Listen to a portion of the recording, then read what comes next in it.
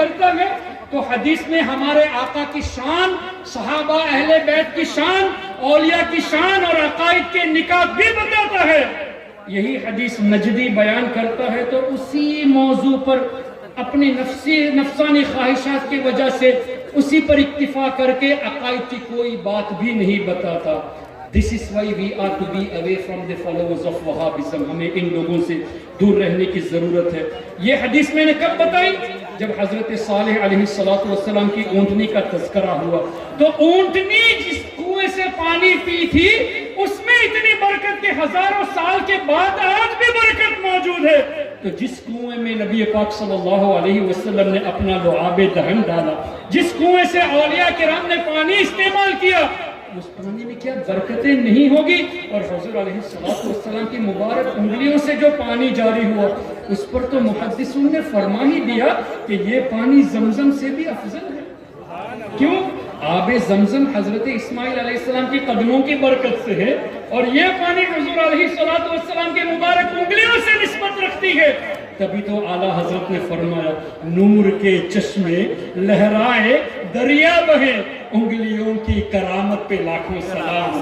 اور آگے یوں بھی تو فرمایا کیا ہے وہ، ندیاں پنجاب رحمت کی ہے جاری واہ واہ، انگلیاں ہیں فیض پر، انگلیاں ہیں فیض پر، ٹوٹے ہیں پیاسے جھوم کر، ندیاں پنجاب رحمت کی ہے جاری واہ واہ۔ تو محترم حضرات، اولیاء کرام کی بارگاہ میں جو تبرک کے لیے چیزیں رکھی جاتی ہے، پانی رکھا جاتا ہے، وہ بدعت نہیں، وہ شرک نہیں، یہ مسلم شریف کی حدیث کی روشنی میں یہ بھی ثابت ہے۔ تو اب اگر آپ کے سامنے کوئی آج کے بعد یہ کہے کہ اولیاء کا یاد کرنا ضروری نہیں، اس کا مطلب وہ آپ کو اللہ کی رحمت سے دور کرتا ہے۔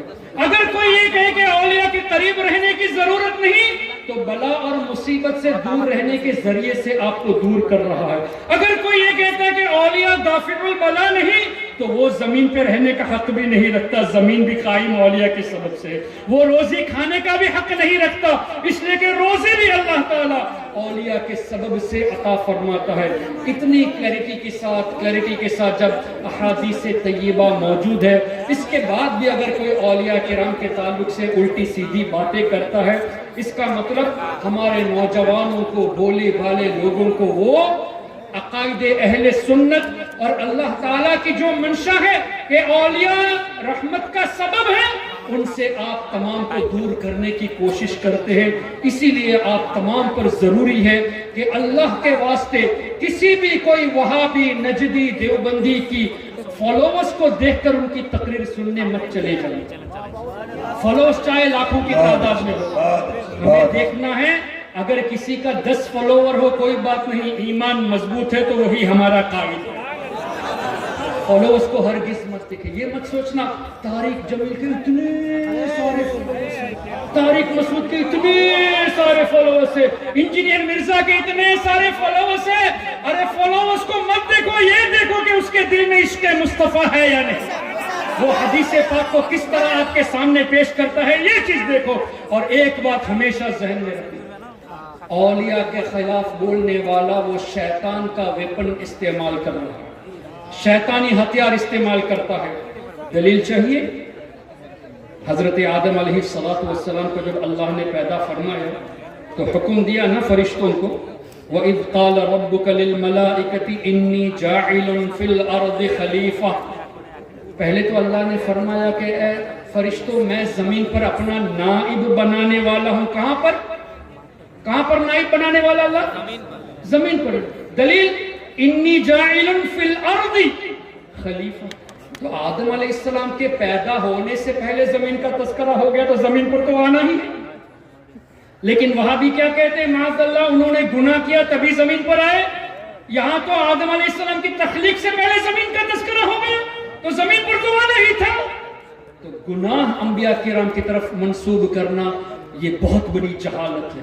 پھر اللہ وہ رب ہے، اس نے وَعَصَىٰ آدَمُ رَبَّهُ فَغَوَىٰ فرمایا، اور عربی کے ایک ایک جملے کے کئی معنی ہوتے ہیں، لیکن اللہ نے یہ بھی تو فرمایا فَنَسِيَ وَلَمْ نَجِدْ لَهُ عَزْمًا، سورہ طٰہٰ میں کہ آدم علیہ السلام ہمارے حکم کو بھول گئے تھے، انہوں نے جان بوجھ کر وہ فعل نہیں کیا۔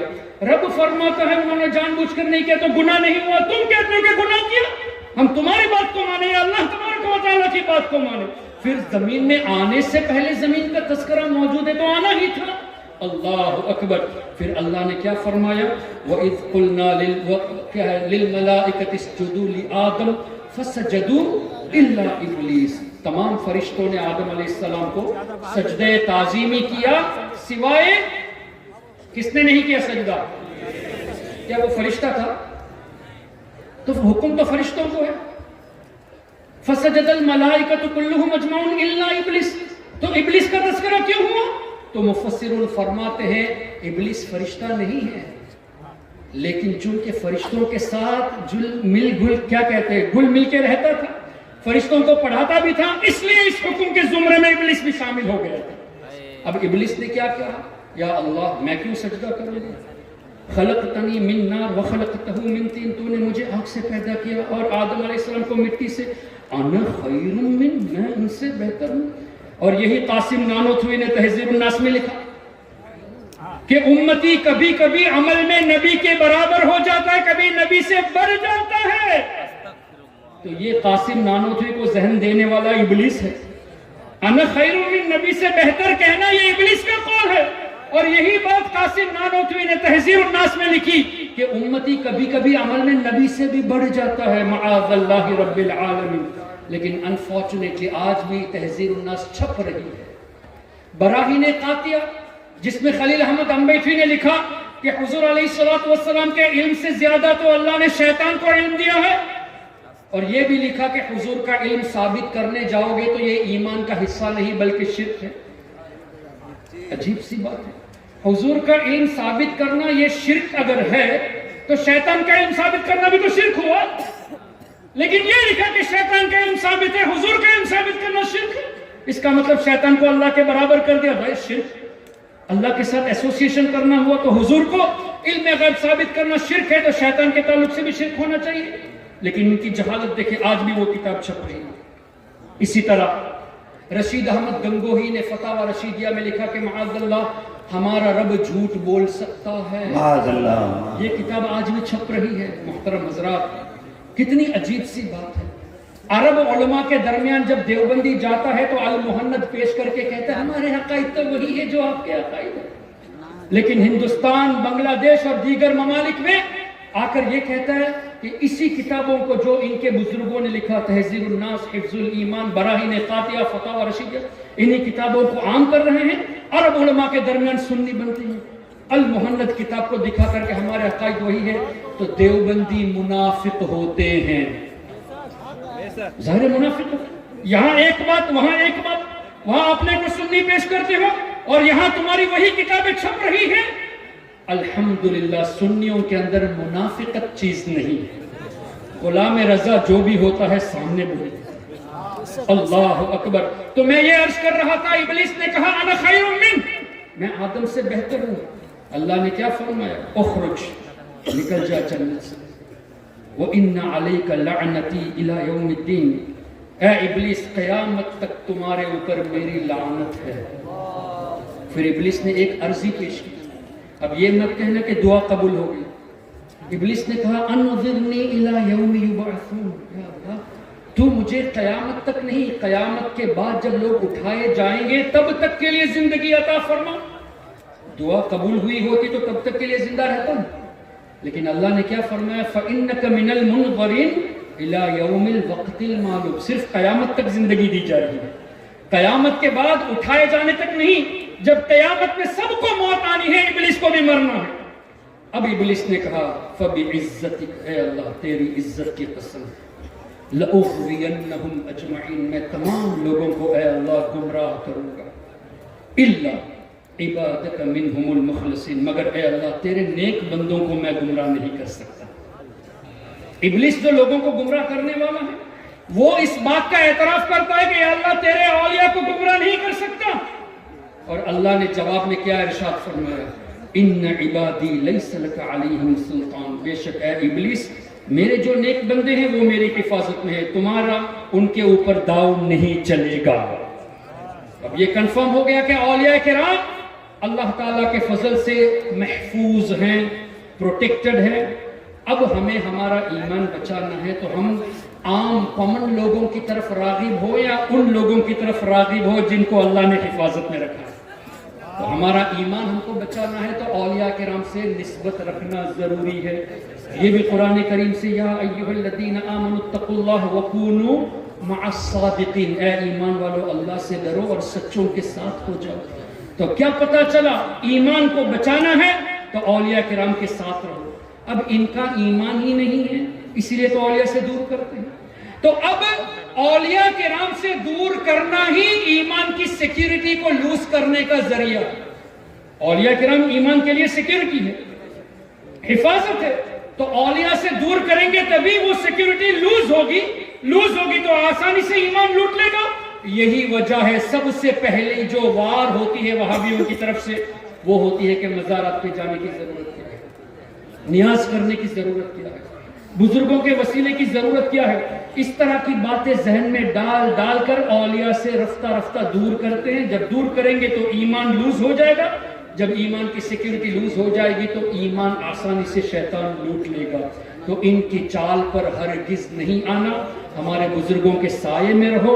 اللہ تبارک و تعالیٰ آپ سب کو اور ہم سب کو نبی پاک صلی اللہ علیہ وسلم کی سچی اور پکی محبت نصیب فرمائے۔ اللہ اپنے نیک بندوں کے سائے میں ہمیں ہمیشہ رکھے، صرف دنیا میں نہیں آخرت میں بھی نیک بندوں کے سائے میں رکھے۔ یہ بھی قرآن سے ہے۔